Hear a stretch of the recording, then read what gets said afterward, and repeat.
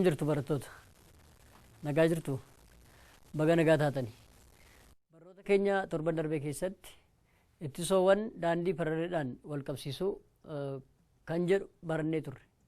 Kanaafuu ittisoowwan daandii paralleedhaan wal qabsiisuu keessatti kaarentiin wal qixataa kaarentii tootaaliin yookaan ayi tootaaliin wal qixa ayi tokkoffaa ida'uu ayi lammaffaa ida'uu ayi sadaffaa akkasumas immoo volteejiin caalmaa kuufamaa tokko ittisoowwanii keessa jiru wal qixa ta'uusaa fi ittisoon fuggisoon ittisa dimshaashaa ida'ama tokko ittisoowwanii ta'uusaa barannee jirra jechuudha.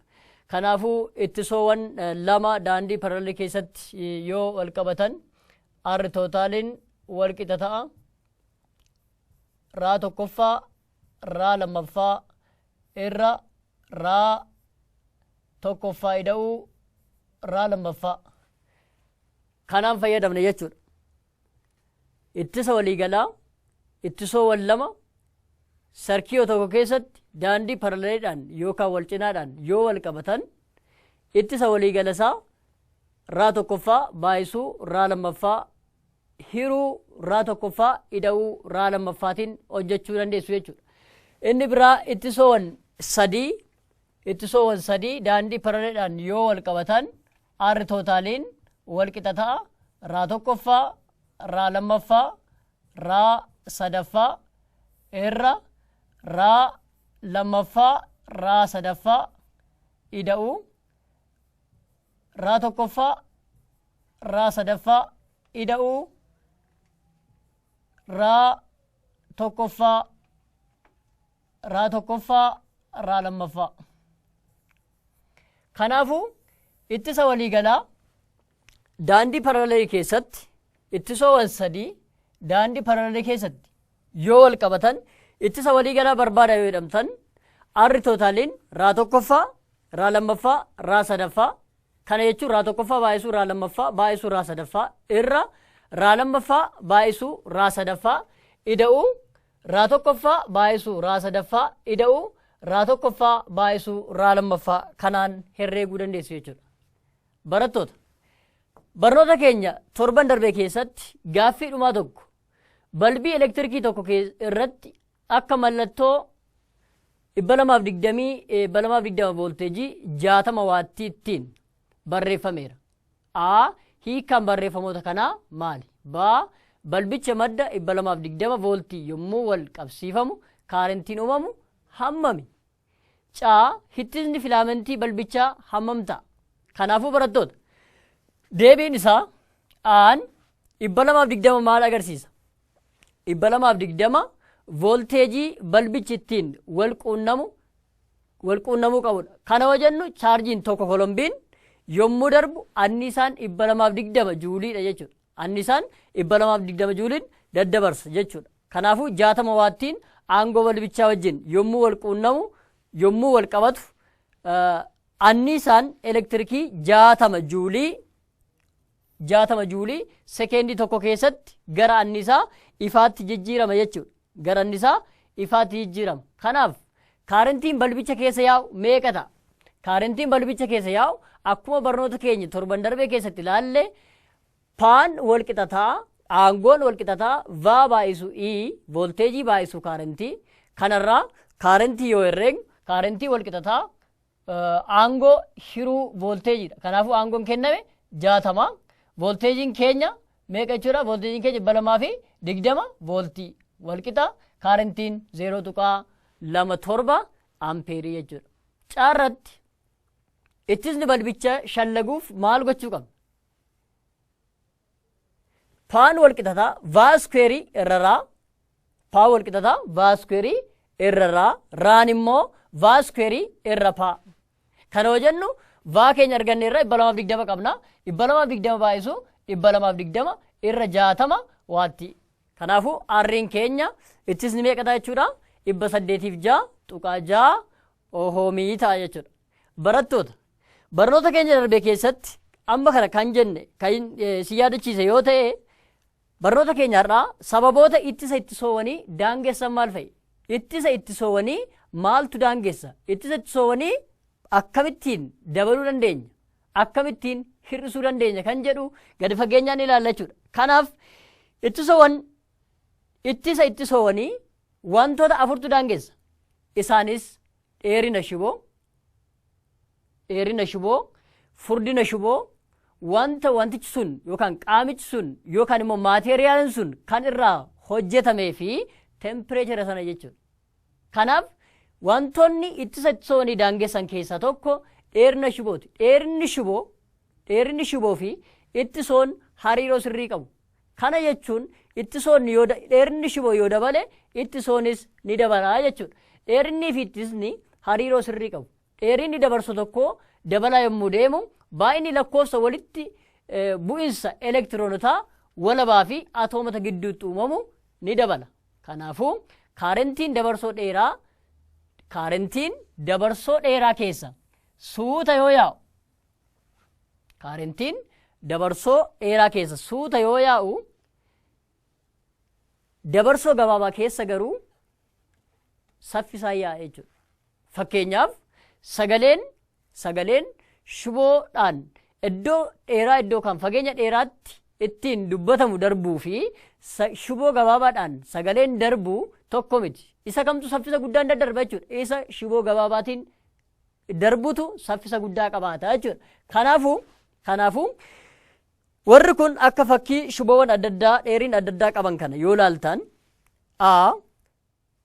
kana yoo jennu bal'ina isaati L, dheerina shiboo laa, dheerina shiboo isa kana tokkoffaasaa laa yoo jenne isa lammaffaasaa immoo 2L jedha. Kana jechuun dheerinni shiboowwan kanaa kan tokkoffaarra jiru, kan aarra jiru, akkasumas baa, akkasumas caarra jiranii aan dheerina shiboo gabaabaa qaba. Baan immoo isa aarra caalaa, caan immoo isa lamaan isaanii irra caala. Kanaafuu aan dheerinni isaa L yoo ta'e ittisoo maalii qabaata jechuudha? R qabaata. Yoo dheerinni shiboo 2L yookaan immoo dachaa dheerinaan yoo dabale ittisoonis dachaadhaan dabala. Yoo dheerinni keenya tirippilii yookaan immoo si'a sadii kan dabalu yoo ta'e ittisoon keenyas arriin keenyas si'a sadii dabala jechuudha. Si'a sadii dabala. Kanarraa maal hubanna? L'n yoo dabalu arriinis ni dabala jechuudha. L'n yookaan immoo dheerinni shiboo keenyaa yoo xiqqaatu yookaan immoo yoo gabaabbatu arriinis yoo xiqqaatu arriinis immoo ni xiqqaata jechuudha.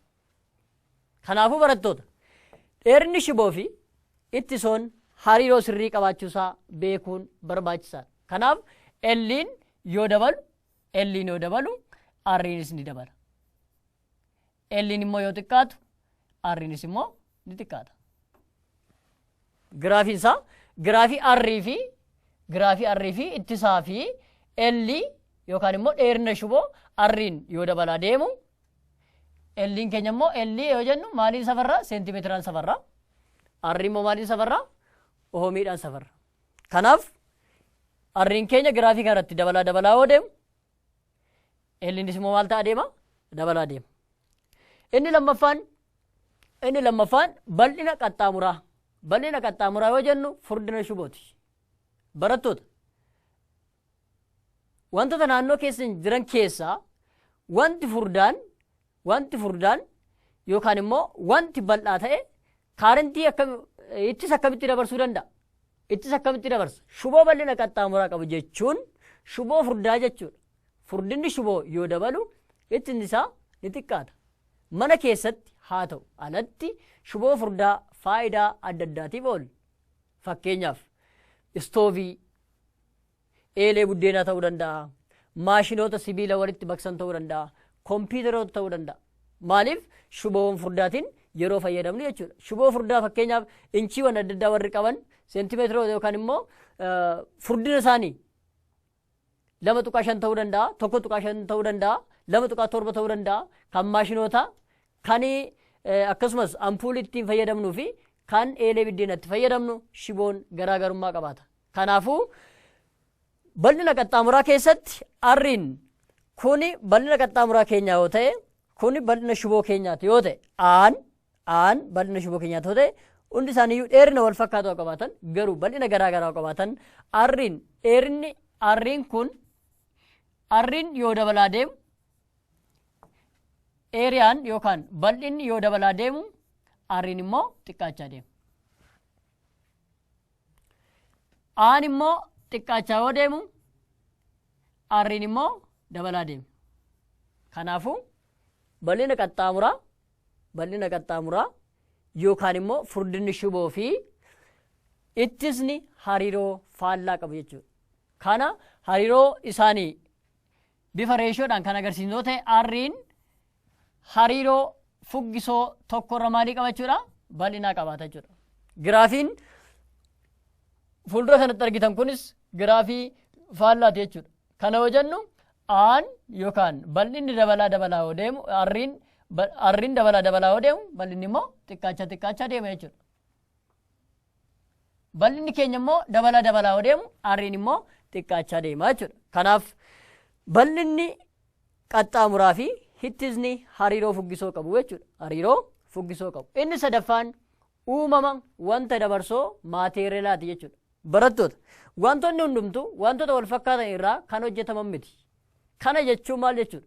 Kana jechuun wantoonni tokko ittisa olaanaa qabu. Wantoonni tokko immoo ittisa xiqqaa qabu. Ayiranii fi kopperii yoo fudhanne hittisni isaanii tokko miti. Akkuma cimina sibiilummaa isaanii irratti garaagarummaa qaban akkaataa dandeettii ittisummaa qabaatan irrattis garaagarummaa qabaatu jechuudha. Kana jechuun dabarsoowwan maateeriyaal adda addaan tolfaman ittisa adda addaa qabaatu. Kanaafuu ittisni dabarsoo wanta irraa tolfaman irratti hundaa'a.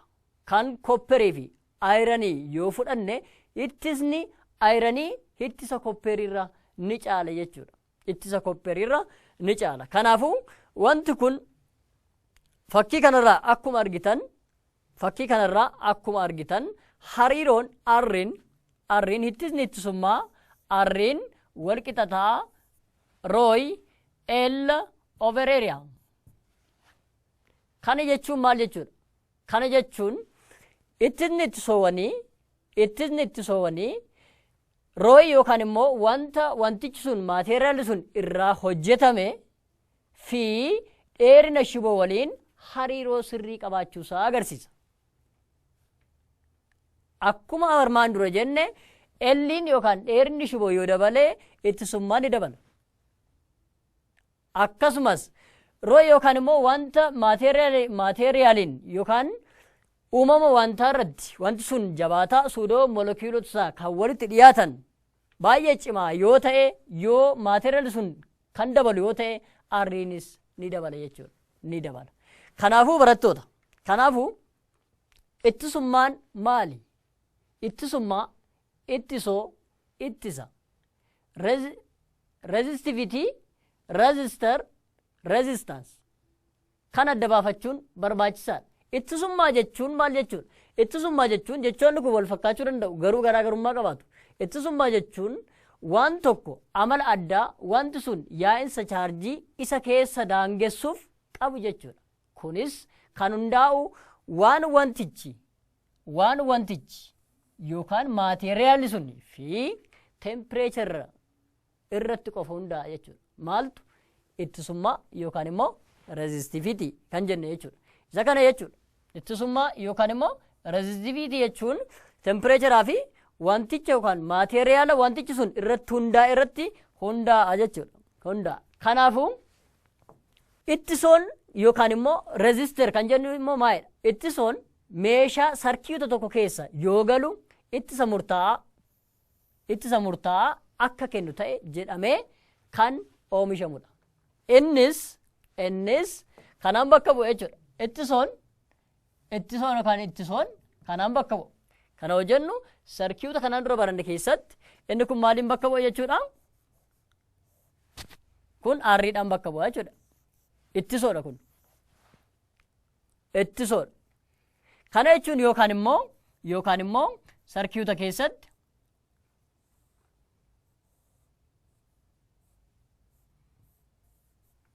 kanaan bakka bu'e jechuudha. Meeshaadha jechuudha. Meeshaa sarkiita tokko keessatti ta'a jedhamee kan hojjetame jechuudha. Meeshaa sarkiita tokko keessatti yoo galu ittisa murtaa'aa akka kennu ta'a jedhamee kan oomishamudha. Ittisa yookaan immoo Resistance kan jennu ittisa jechuun immoo dandeettii yaa'insa chaarjotaa wanti sun daangessuuf qabudha. Dandeettii yaa'insa chaarjotaa wanti sun daangessuuf qabudha jechuudha. Inni kun akka maalitti qabudha? Akka safartamootti kan agarsiisudha. Maaltu ittisa kan jennu jechuudha. Wantoota ittisa ittisoowwanii daangessan keessaa inni afraffaan tempereechara. Inni afraffaan tempereechara.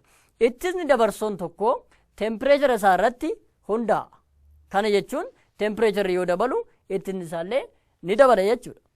Barnoota keessan kutaa 7ffaa keessatti tempereechara jechuun haala ho'insaa yookaan immoo qorriinsa waan tokkoo ta'uusaa barattaniittu. Ho'inni immoo sochii molekiyuulotaa ni dabala jechuudha. Kanaaf barattoota.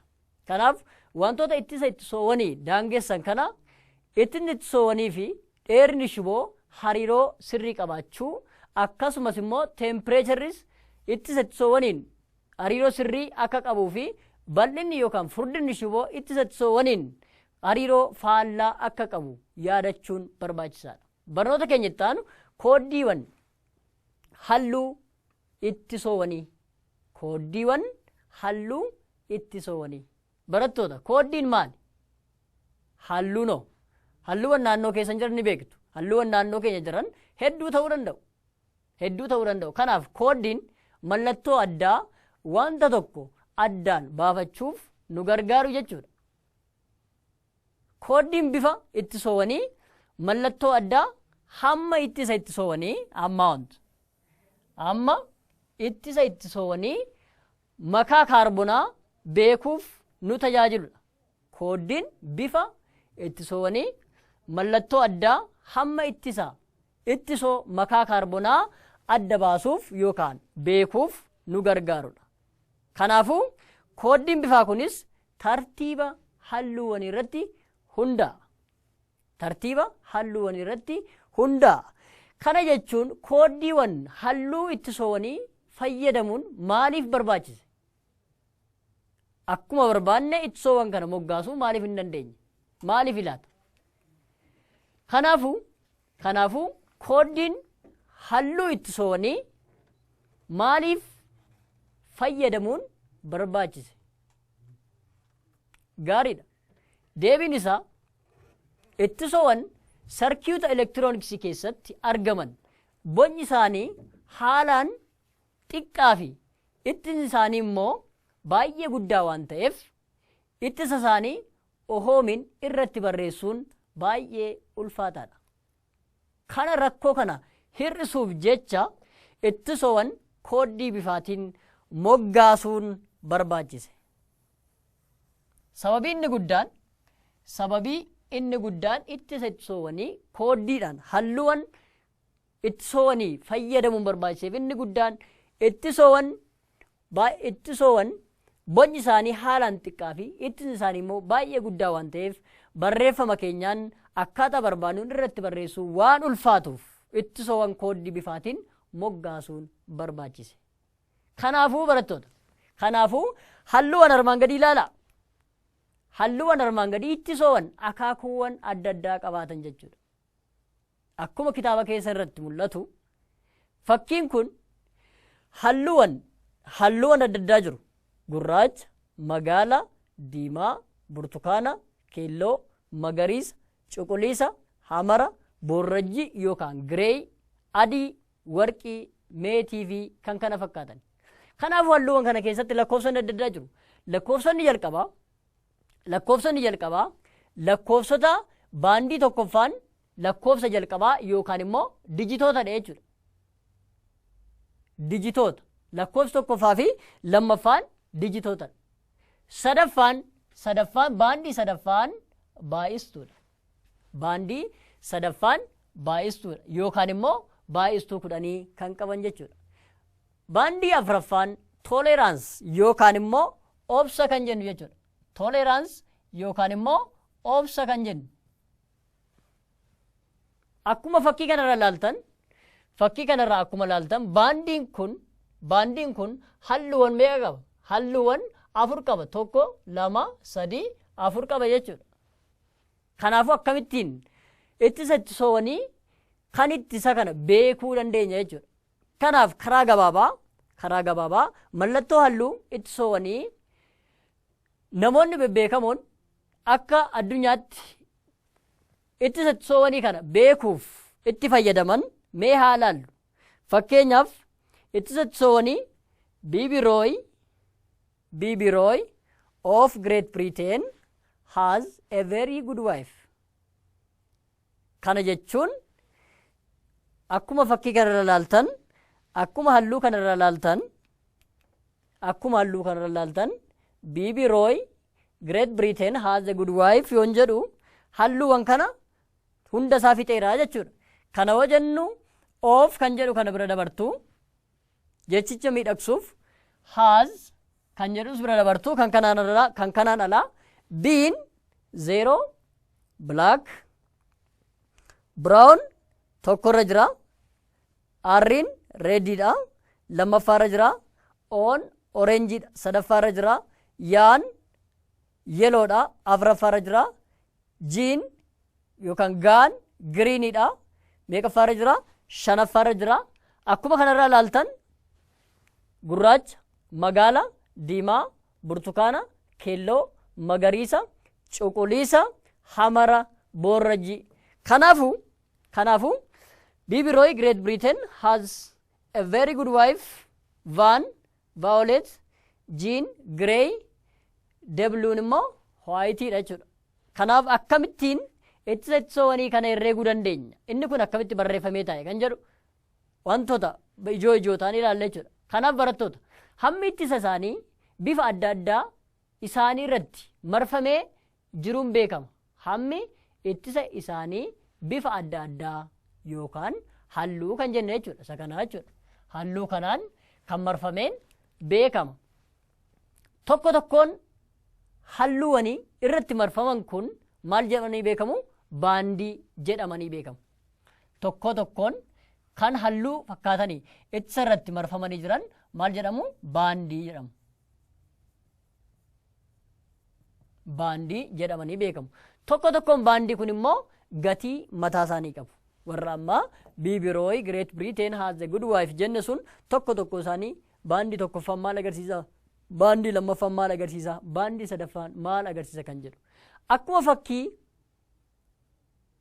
isinitti mul'atu kanarraa ilaaltanitti halluuwwan kun baandii tokkoffaa, baandii lammaffaa, baandii sadaffaa, baandii afuraffaa halluu meeqa qaba? Halluu 3 qaba. Halluu 4 qaba. Kanaafuu baandii tokkoffaan akkuma ilaaltan magaala, baandii lammaffaan gurraacha, baandii sadaffaan burtukaana, baandii afuraffaan keelloodha. Kanaafuu baandii tokkoffaa fi baandii lammaffaan akka moggaasa halluu itti soowwaniitti wal duraa duubaan barreeffamu. Kanaafuu baandii tokkoffaan magaala waan ta'eef magaala akkamitti barreessuu dandeenya jechuudha? Magaala tokko barreessina jechuudha. Magaala tokko barreessina. Magaala keenya tokko barreessina. Ittaanee gurraachi meeqaffaarra jira? 0 jira jechuudha. Tokko walitti aananii barreeffamu. Baandii tokkoffaa, baandii lammaffaa walitti aananii barreeffamu. Sadaffaan burtukaanawaadha. Baay'isuudha. 10 aangoo meeqa? 10 aangoo 3 jechuudha. Kana hojjennu burtukaanni meeqaffaarra jira? Burtukaanawaan sadaffaarra jira. Kanaafuu baay'isuunsaa 10 aangoo 3. Baay'isuunsaa meeqa? Baandii sadaffaadha. 10 aangoo meeqa? 10 aangoo 3 jechuudha. 10 aangoo 3. Kanaafuu 10 baay'isuu 10 aangoo 3. Kana hojjennu baandiin keenya R123 yookaan immoo ittisni jalqabaa halluu kanaan moggaafame magaala, inni itti aanu gurraacha, inni itti aanu burtukaanawaa, inni itti aanu keelloodha. Kanaafuu inni kun meeqa ta'a jechuudha? Ittisni kana meeqa ta'a? 10. Kana hojjennu 1 kiiloo ohoom jechuudha. Kanaafuu 10 baay'isuu 1,000 jechuudha. 10 baay'isuu 1,000 meeqa ta'a? 10,000 ta'a.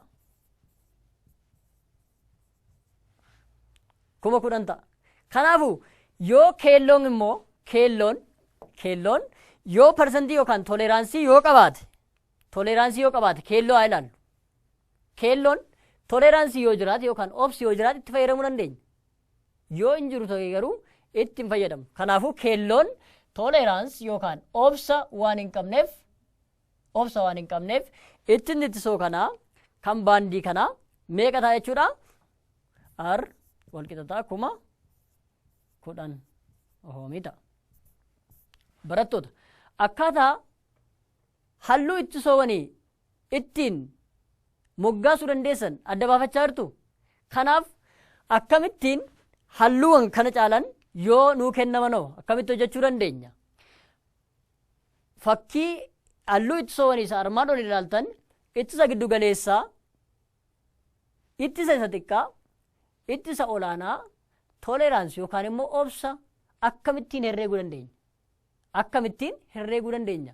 Kanaafuu kitaaba keessan irraa ittisa ittisoowwanii parsantiin kana obsi isaanii akkanumatti taa'eera akkamittiin dhufee kan jedhu isin kitaabota adda addaa foormulaa isinitti agarsiisaa, kitaabota adda addaa rifeer gootanii kitaaba keessan dubbistanii akka bira geessan dan adda addaa jechuudha. Kanaafuu ittisa giddu galeessaa barbaaduuf lakkoofsa halluuwwanii moggaafaman fudhanna. Kana jechuun baandii tokkoffaa, baandii lammaffaan isa armaan olirraa baandii tokkoffaa, baandii lammaffaa zeeroo fi baandii tokkoffaa fi baandii lammaffaan dijitoota waan ta'eef akkaataa tartiiba isaaniitiin fudhanna jechuudha. Kanaafuu baandii sadaffaan baay'iftuudha, kudhan aangoo sadiidha. Fi baandii afuraffaan obsa yookaan toleeraansi. Keelloon immoo obsa waan hin qabneef barreessuu dirqamaa miti jechuudha. Kanaaf kudhan baay'isuu kudhan aangoo sadii 1010 ta'a jechuudha. Kanarraa ka'uudhaan ittisa giddu galeessaa jechuun ittisa baandii sadan kana hojjennu halluuwwan sadan sana arrii tokkoffaa, arrii lammaffaa fi arrii sadaffaa dijitoota lamaa fi baay'istuu sana walitti aananii jiran sanaan arrii giddu galeessaa yookaan immoo ittisa giddu galeessaa jenna. Kan armaan oliif arri 1 2 3 ittisa giddu galeessaa yoo jennu kudhan baay'isuu kudhan aangoo sadii 1010 ta'a jechuudha. Baandii tokkoffaa fi baandii lammaffaan dijitoota yookaan lakkoofsota murtaa'an lama agarsiisu jechuudha wal duraa duubaan. Lakkoofsonni kunis akkuma jiranitti wal duraa duubaan barreeffamu. Baandii sadaffaan baay'istuudha yookaan immoo baay'ina zeeroon lakkoofsa keessatti hammam akka qabu kan agarsiisu jechuudha. Zeeroo lakkoofsa baandii tokkoffaa fi lammaffaa booda barreeffamuun agarsiisa jechuudha. Baandii afuraffaan dandeettii ittisni dhibbantaa yookaan ba'aa qabu agarsiisa. Baandii afuraffaa yookaan immoo maal jennee toleraansii yookaan immoo obsa kan jennu sana jechuudha. Toleraansii yookaan obsa. Barattoota obsa yookaan toleraansii jechuun ittisa ittisoowwanii keessatti yookaan halluu ittisoowwanii moggaasuu keessatti maa'in. Kana jechuun obsi ittisoo ittisni isaa gatii giddu galeessa irraa hagam gadi bu'u arrimin ittisa isa xiqqaa yookaan immoo hagam ol ka'u armaaks akka ta'u yookaan akka danda'u safartamoo agarsiisudha. Baay'ee gaariidha. Obsa yookaan toleraansii jechuun obsi ittisoo ittisni isaa gatii giddu galeessa irraa hagam gadi bu'u yookaan immoo hagam ol ka'u safartamoo agarsiisudha. Akkamittiin herreegna? Obsa akkamittiin herreegna? Isin hojjettanii bira ga'uudhaaf obsa T omeegaa walqixataa R 1 2 3 jechuun ittisa giddu galeessaa kan isin argattan baandii tokkoffaa, baandii lammaffaa fi baandii sadaffaa baay'isuu obsa parsentiidhaan isinii kenname kan guutummaasaa argattu jechuudha. Kan guutummaasaa argattu. Fakkeenyaaf ittisni isaa kooddii bifa armaan gadii cuquliisa, magariisa, keelloo fi diimaa qabuuf ittisni giddu galeessa isaa meeqa ta'a? Ittisni olaanaan isaa meeqa ta'a? Akkasumas obsa isaa herreegna jechuudha.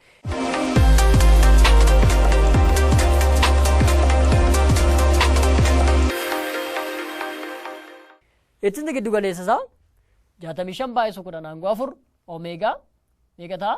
650 kiiloo ohoomii ta'a jechuudha. Obsi yookaan toleraansiin akkamitti herreegna? Foormulaa kanaan fayyadamna. T omeegaan wal qixa ta'a R 1 2 3 baay'isuu T parsentiidhaan kenname. Kana hojjennu diimaan parsantii meeqa qaba jechuudha? 0.2 qaba jechuudha. Diimaan parsantii 0.2% qaba jechuudha. Ittisni walqixataa raa tokkoffaa, raa lammaffaa, raa sadaffaa baay'isu ti'oomiin kan diimaa 0.2 kuma 13 ohoomii ta'a jechuudha. Armiin yookaan immoo ittisni inni xiqqaansa meeqa ta'a? Ittisa isa giddugaleessaa hir'isu isa ohoomiidhaan arganne jechuudha. Isa toleraansii yookaan immoo obsaan arganne. Kana yoo jennu 637 walqixataa 637 kiiloo ohoom jechuu dandeenya jechuudha. 637 kiiloo ohoom. Arri maaks yookaan immoo arri olaanaa akkamitti herreegnaa? Arri giddugaleessaa arganne sana ida'uu kan toleraansii yookaan obsa san arganne jechuudha. Obsaan arganne jechuudha. Kanaaf isa kana haala kanaan herreeguun ni danda'ama jechuudha. Barattoota barnoota keenya irraa keessatti ittisa ittisoowwanii akkamittiin halluu sana moggaasuu yookaan irratti barreessuu akka dandeenyu beekuun barbaachisaadha. Kanaaf ittisni ittisoowwanii yoo isinii kenname ittisoo sana ilaaltanii halluu sana ilaaltanii gaaffii yookaan immoo kitaaba keessa irra chaartii kanarra ilaaltanii akkamittiin tartiibessuu akka dandeessan, akkamittiin arri giddugaleessaa yookaan immoo obsa isaa herreeguu akka dandeessan barannee jirra jechuudha. Kanaaf kana caalaa gara fuulduraatti kutaa olaanaatti waan barattaniif irra deddeebitanii dubbisuun barbaachisaadha. Mata dureen itti aanu elektiroomagneetizimiidha. Elektiroomagneetizimiin maali? Elektiroomagneetizimiin elektirikisiitii fi maagnetiin hariiroo sirrii qabu. Kana yoo jennu maal jechuu keenya? Elektirikisiitii fi maagneetizimiin hariiroo cimaa qabu. Walitti dhufeenyi elektirikisiitii fi maagneetizimii maal jedhama? Elektiroomagneetizimii jedhama. Haala taatee maagneetummaa kaarentii elektirikii tokko uumuudha jechuudha. Maaltu? Elektiroomagneetiin. Kaarentiin elektirikii dirree maagnetii naannoo isaa jiru kan akka kompaasii irratti dhiibbaa guddaa uuma. Kana yoo jennu kaarentiin elektirikii dirree maagnetii keessatti kompaasii naannoo jiru sanarratti dhiibbaa guddaa uuma jechuudha. Kana yoo jennu maagnetiin naannoo kana yoo jiraate, maagnetiin naannoo kana yookaan immoo naannoo kompaasiin jiru yoo jiraate, kompaasiin akka bantoo gara poozitiiva yookaan immoo gara bantoo noorz yookaan immoo gara bantoo kaabaatti akka naanna'u taasisa jechuudha. Barattoota barnoota keenya irraa kanumaan xumurra. Hanga barnoota keenya guyyaa biraatiin wal agarrutti nagaan nu tura. Dhaamsan isinii dhaamu bakka jirtanitti hundi keessan fayyaa keessan eeggachuuf, nagaa keessan eeggachuuf, akka dhibee koronaarraa akka of eegdan, keessumattuu wal tuttuqaa akkasumas immoo harka dhiqachuu akka hin daganne. Barnoota keenya irraa kanumaan xumurraa nagaan tura.